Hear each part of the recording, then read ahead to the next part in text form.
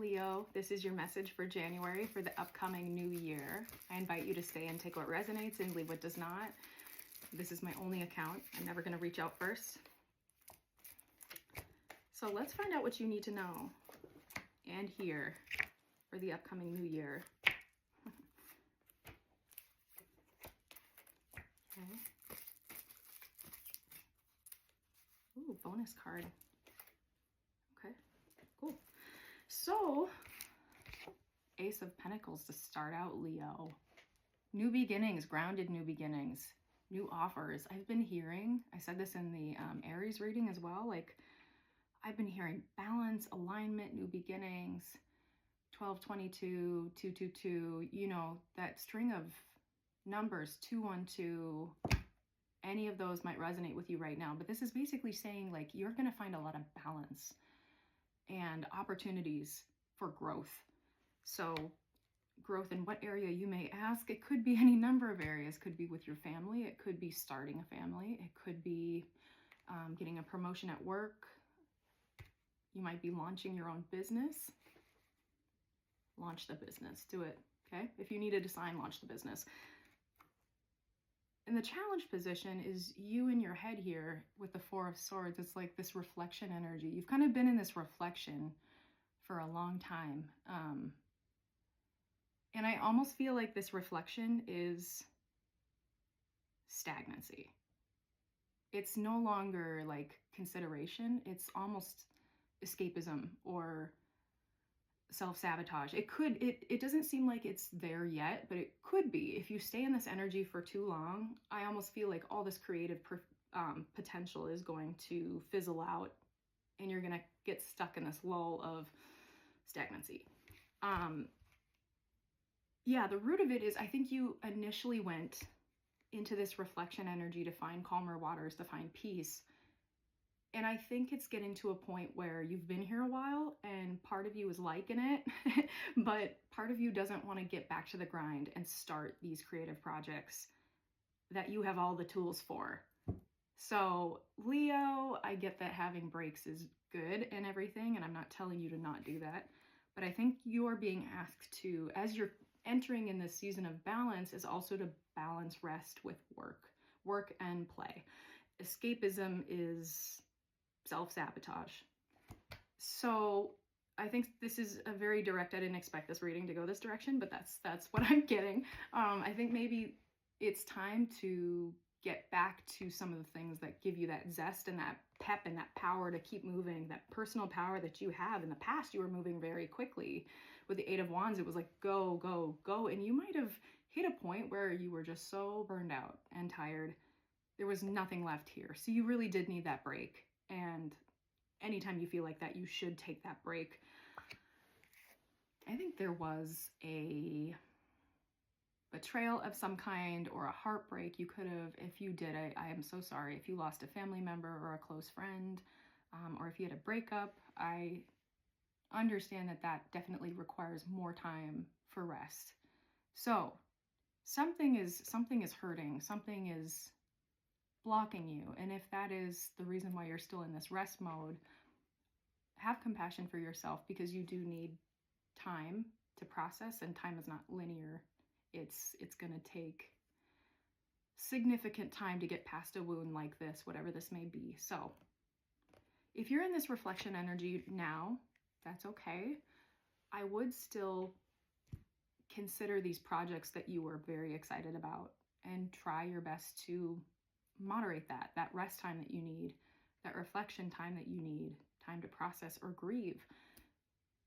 So important. And life is happening and you deserve to feel at your best. So if you can balance that with anything that really, any creative projects that give you energy and give you that boost to keep working, to keep moving, I think it's important to find those outlets.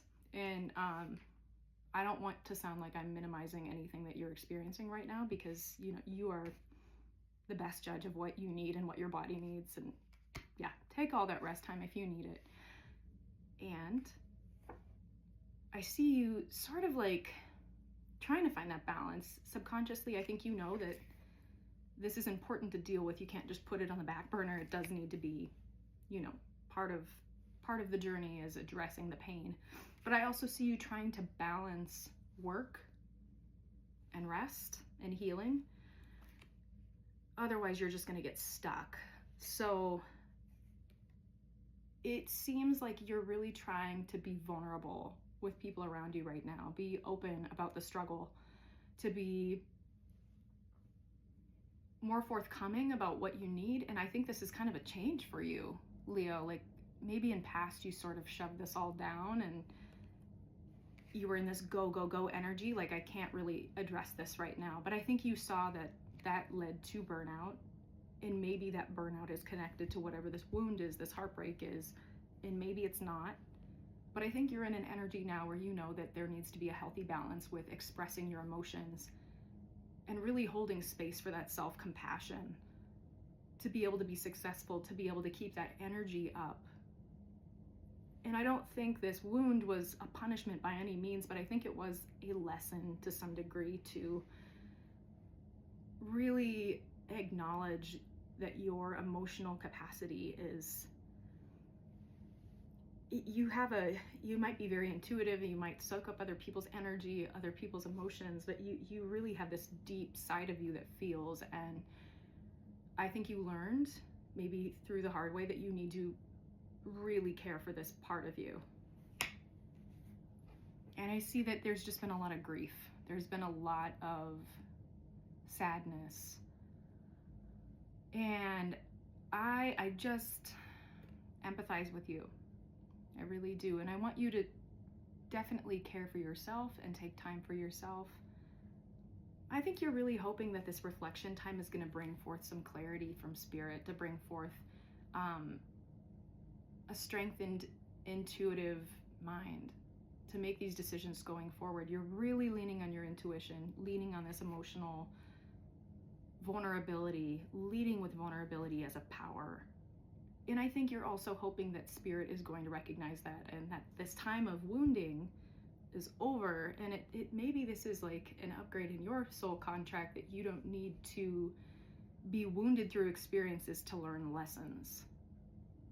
Maybe this is a season where you learn lessons without the need to feel that degree of pain, because you're unlearning some of these patterns of emotional self-sabotage, putting this on the back burner and moving forward with vulnerability. You're following that intuition to experience it all in a very balanced way. You're finding balance without the need to be wounded in the process, if that makes sense. And I see you walking away. I see you walking away from old patterns, anything that was harmful, anything that was keeping you stuck.